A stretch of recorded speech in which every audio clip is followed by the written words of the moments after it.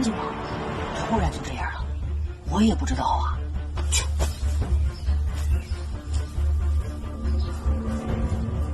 这么早能睡着啊？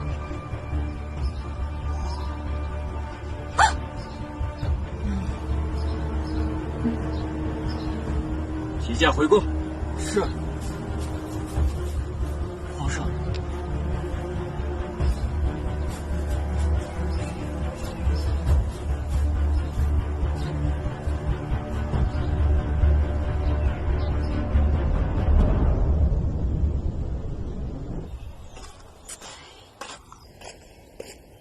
赵王，你可算是来了！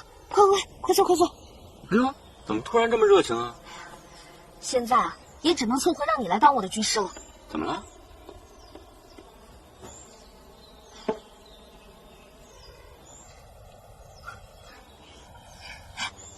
赵王，昨天在福源寺，我与九王接头呢。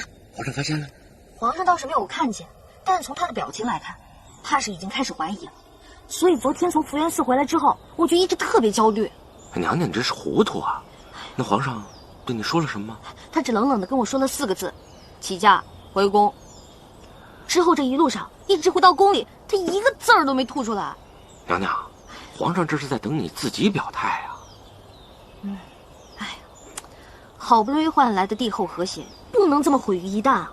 与其在这猜来猜去的，不如去大明宫跑一趟，啊！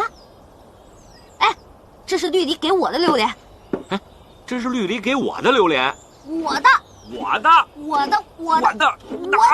你！我的榴莲！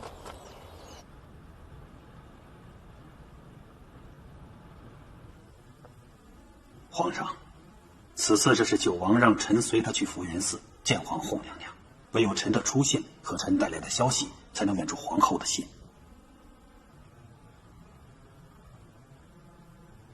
这说明他们之间确有嫌隙。此次是暗中将你从云溪调回圣都，他们可有所怀疑？依臣所见，他们并无疑虑。臣说是臣的亲信护送臣出了兵营，此事无人知晓。好，那你说说他们都谈了何事？皇上，正如您所料，他们又在北漠对您下手。